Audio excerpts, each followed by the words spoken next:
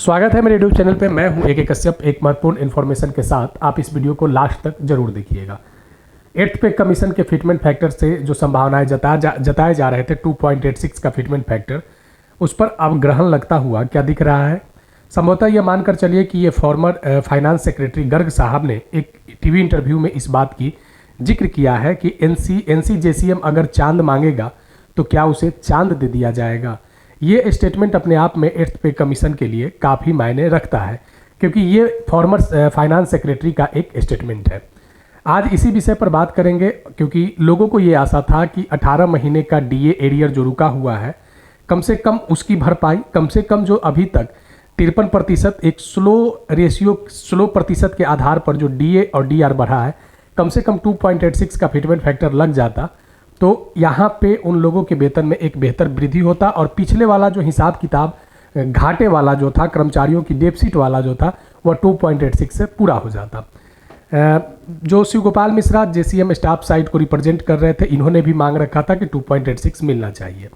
आज इसी विषय पर बात करेंगे और ज़रूर वीडियो को लास्ट तक देखिएगा, क्योंकि आज ये जो टॉपिक 8th पे कमीशन का है इसलिए एक महत्वपूर्ण है, क्योंकि एक पूर्व के फॉर्मर फाइनेंस सेक्रेटरी के द्वारा लगभग ये मार्च 2019 से जुलाई 2019 तक भारत सरकार के फॉर्मर फाइनेंस सेक्रेटरी रहे थे गर्ग साहब। इनके द्वारा जो बातें कहे गए हैं ये कितना तर्कसंगत है, ज़रूर कमेंट में बताइएगा। अगर कोई सुझाव होगा तो ज़रूर लिखिएगा, और नए जुड़े हैं तो सब्सक्राइब करके वीडियो को ज़रूर लाइक कीजिएगा और शेयर कर दीजिएगा। चलिए, यहाँ पे जो संभावनाएं जताए जा रहे थे कि 2.86 का फिटमेंट फैक्टर लगेगा, तो 2.86 का फिटमेंट फैक्टर क्या अगर सरकार से डिमांड की जा रही है तो क्या यह चांद मांगने के जैसा है। क्योंकि इन्होंने कहा था कि NCJCM चांद मांग सकता है तो क्या चांद दे दिया जाएगा। 1 जनवरी 2026 को 8वें वेतन आयोग भारत सरकार लागू करने की घोषणा कर चुका है। यहाँ पे चांद मांगने का तर्क क्या, जो फॉर्मर फाइनेंस सेक्रेटरी थे, क्या इन्हें वो कविता याद था जिसमें एक बच्चा अपनी माँ से जिद करता है कि उसे ठंड लग रही है और वो झिंगोला सिलाने के लिए अपनी माँ से कहता है। इस कविता का जो भाव जो था बिल्कुल 8th पे कमीशन से मिलता जुलता है। इस महंगाई के दौर में, 18 महीने के DA की बकाये के दौर में, जो सरकार जो महंगाई भत्ते दे रहे हैं, इस दौर में क्या वाकई कर्मचारियों के लिए एक कठिन समय से ज़्यादा कुछ नहीं है। यानी एक बहुत कठिन समय के साथ लोगों को गुजरना पड़ रहा है। अगर फिटमेंट फैक्टर अगर बेहतर नहीं आ पाता है तो आने वाले समय में काफ़ी मुश्किलों का दौर हो सकता है। यहाँ पे जिस चांद और चांद का जो मांग किया गया है, NCJCM ने कहा कि फिटमेंट फैक्टर 2.86 लगता है, तो जो कहा गया कि ये चांद मांगा जा रहा है, तो ये जो कविता है कि हटकर बैठा चांद एक दिन माता से ये बोला, सिलवा दे मुझे ऊन का एक मोटा सा एक झिंगोला, सनसन चलती हवा रात भर जारे से मरता हूँ, ठिठुर ठिठुर कर किसी तरह यात्रा पूरी करता हूँ, बच्चे की सुन बात कहा माता ने, अरे सलो ने, कुशल करे भगवान लगे न तुझको जादू टोने।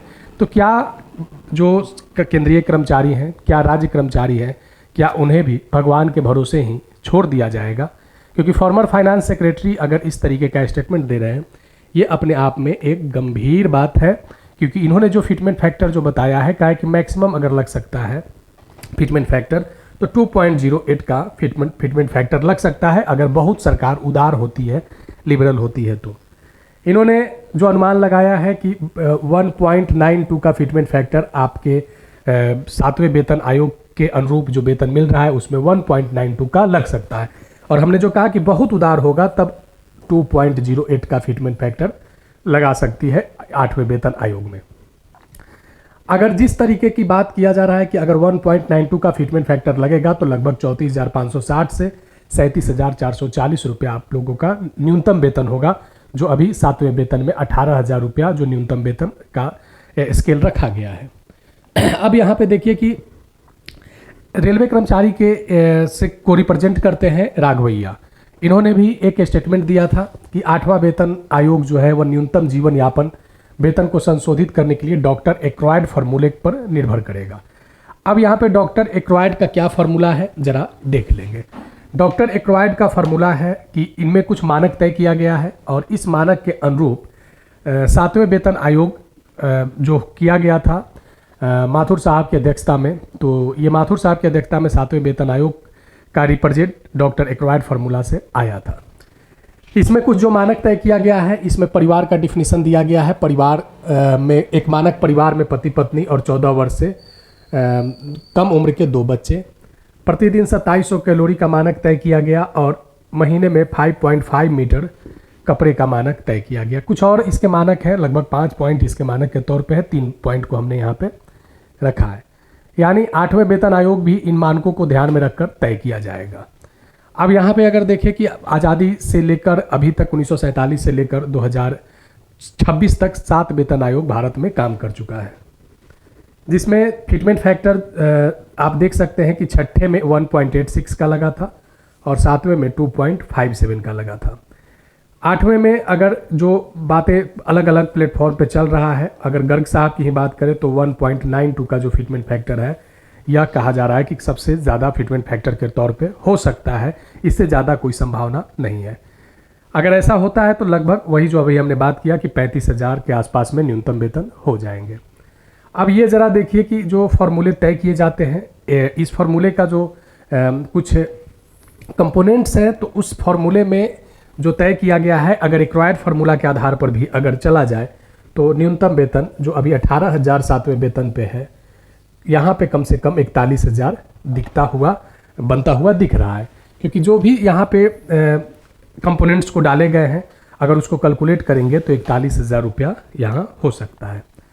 अब यहाँ एक बात को ज़रा और ध्यान रखना है, एक बात को और क्या ध्यान रखना है कि सरकार कहती है कि महंगाई को हम कम कर दिए हैं पिछले कई वर्षों की तुलना में।